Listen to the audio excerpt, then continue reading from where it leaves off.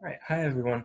I'm going to show you guys how to strip wires in the conventional way with using a wire stripper, and also I'm going to show you how to strip wire essentially with just some scissors and some uh, leftover or unused cable that you might have just lying around. Before you do anything like this, before cutting up anything, just make sure that you absolutely know you're not ever going to use this ever again in its current form. And also make sure that if it's not quite yours, just have permission to do that. So make sure that you absolutely don't need this. And then I'm also going to talk a little bit about some of the other features about the wire, particularly this ferrite bead that usually goes on the ends of these wires, which kind of relates to the whole magnetism thing that we've been sort of generally discussing with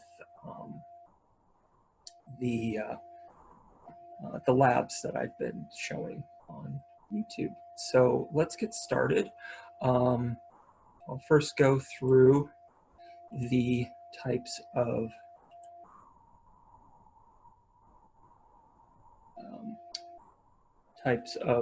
uh, tools that you might use, starting from the least complicated or the least sophisticated, and I should also say the least specialized in its utility. So we have scissors here, needle nose pliers, some wire cutters, and then also the wire strippers themselves. So let me try and make sure that that is clean for you. So I'll mostly be working with these, but I'll quickly show how to use the general wire strippers on conventional wires that will look something to about like this. Okay, so let's first start with just the general wire and the wire stripper. So let's clean these out of the way. Now, the two main features of the wire stripper that you would probably be using if you're going to be working with just stripping wire is one, the wire cutter itself, which is usually here at the pivot point, and then the various holes in which you basically can strip the wires based on the gauge of the wire itself. Try and clear that up. And so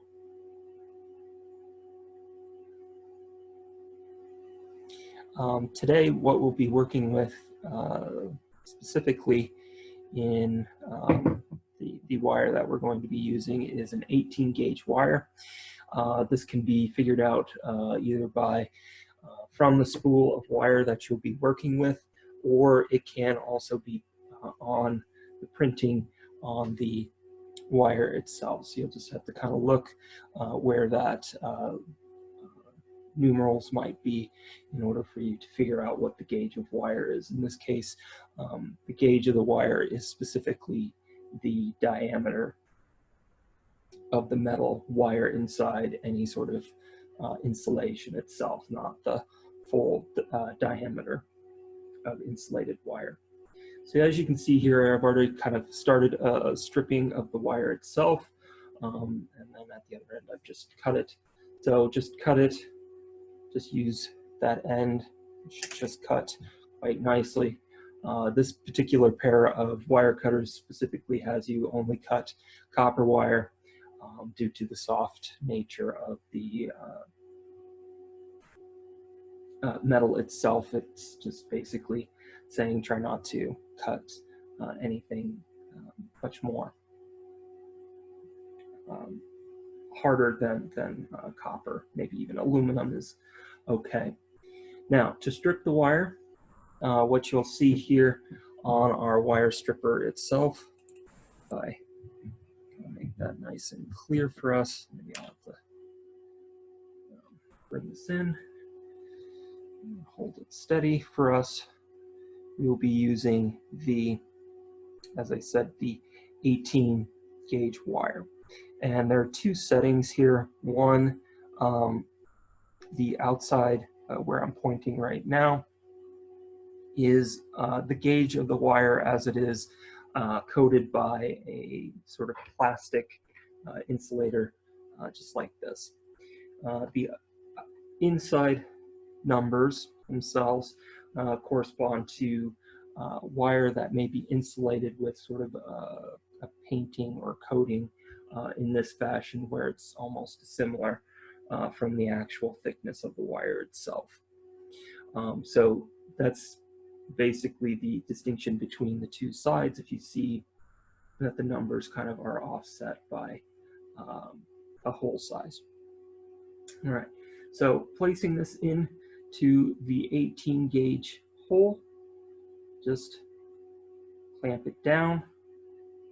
Should I have this right? Hole, otherwise I might cut the entire wire. It shouldn't cut through the entire wire itself. It should just cut through the insulation, and clamping down on the wire cutters, just pull off the insulation, and then you have a nice stripped wire to work with. Right? You can make the wire as stripped as necessary, going as far back as you need to in that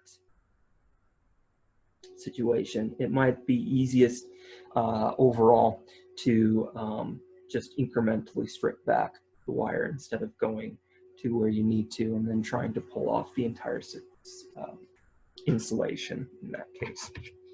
All right, so that's just hopefully a very short and sweet introduction to stripping wires using a wire stripper on conventional wire that's insulated with plastic. However, like with all my labs, more than likely we'll just try and have to MacGyver our experiments out of normal household items. So we'll probably have to mainly focus on just using scissors, but if you have any tools that are more specialized than this, needle nose pliers definitely has a wire cutter feature right here in this divot here, where it will actually cut the wire for you, and you can use that as a means of cutting through the insulation as well. Wire cutters specifically will do the job much more nicely, but just be aware that it is much sharper than the wire cutters inside the needle nose pliers, just for instance.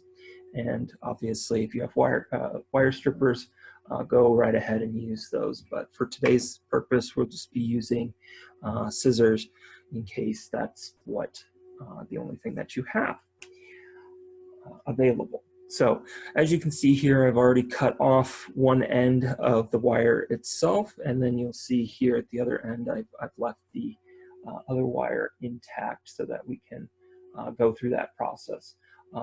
I've taken the liberty of, the reason I did that was I opened up what may be something that people might be curious as to what these things are and what their function kind of plays in terms of these wires.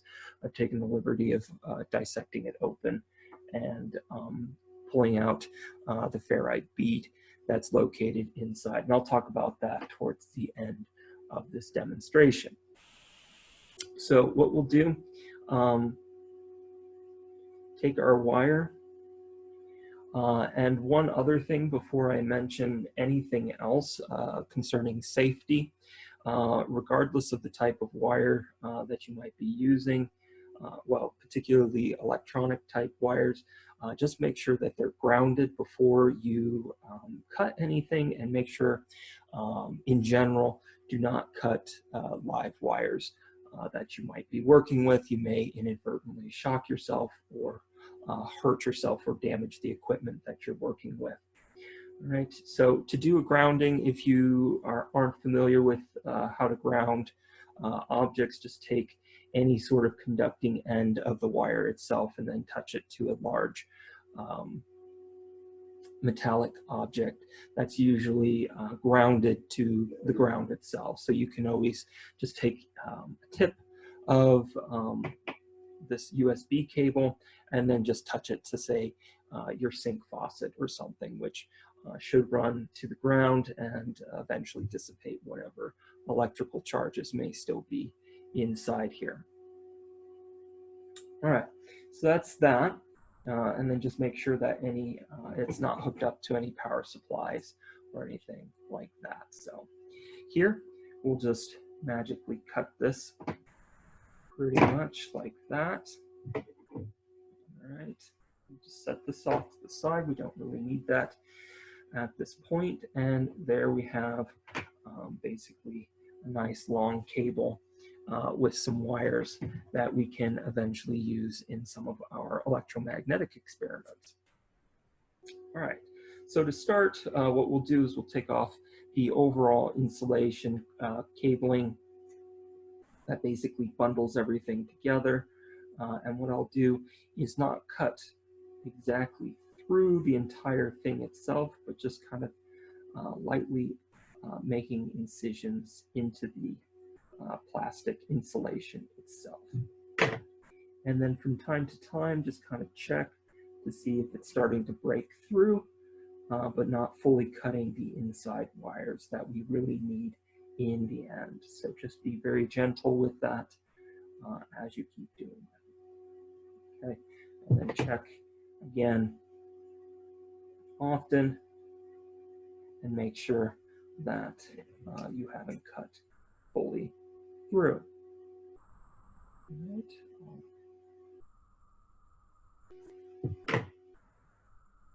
Sometimes twisting the plastic can kind of help to loosen that up. And then once you've seen an opening like this, and you can just take some fingernails and a nice strong grip and try and pull that off as best you can. If you do have some pliers around, don't hesitate to actually use those pliers to kind of help pull the cabling insulation off as needed. All right, once we get at least one end of this wire done, what we'll then do is this insulation is fairly weak in terms of its ability to really do anything, and more than likely I probably should have done this at another end. Essentially go in, cut like such, which would probably be much easier, but doing this kind of gives you a little bit of practice in terms of stripping wire. For all intents and purposes with this type of cabling, since we don't need the outside cabling itself, cable insulation, basically what we can just do is just tear it off completely. So just cut into it just a little bit at the tip and then just split it as best you can down the middle. And then once basically taking that, in case the microphone is not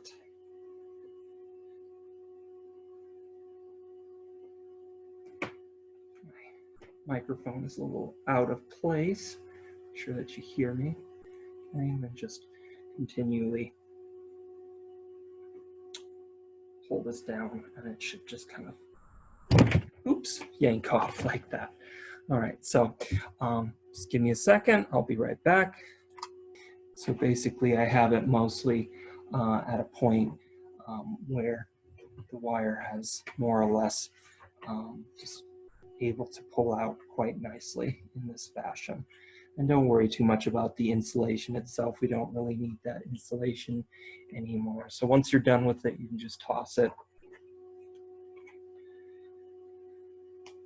Unless your little brother's acting up, then you can just use it as a whip to keep him in shape or something. So, parenting 101 from me. So please don't do that. That's not good.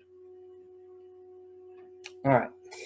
Now, at least for this cabling, there's a grounding cable as well as binding cable essentially inside here to kind of keep things bounded together. You kind of see how it tightens when pulled taut, kind of keeping things together as it's going to be wrapped with the insulating coating outside the wire itself. So just kind of pull that off. It's almost like snake skin at this point. Kind of interesting. So.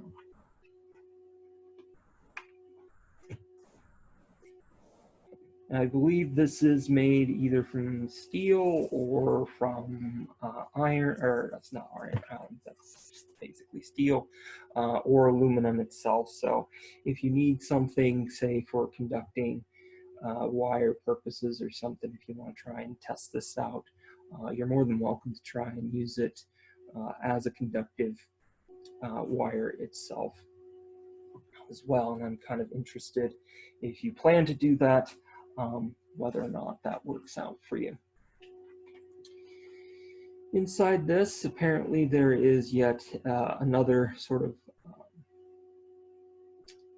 some more metal that kind of binds the wires together. In this case, it looks like it's just kind of an aluminum foil that's just kind of wrapped around in such a fashion. So just take that aluminum foil and just unravel it from the inside cables. All right. And then once you've done that, you should, at least for this USB cable, we have 4 different colored wires. Generally, the way that the colors mean is that usually there's some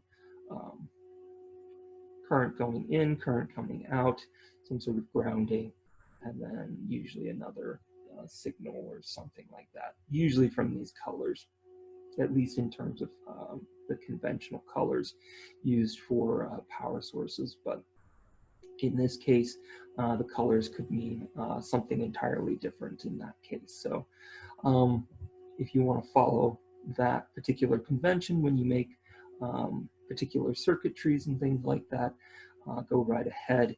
Usually power supplies kind of follow that convention already.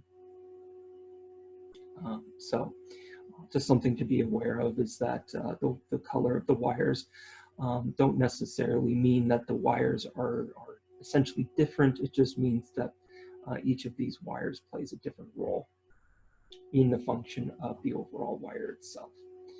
So I'm not going to go through the entire unraveling of this bundle here.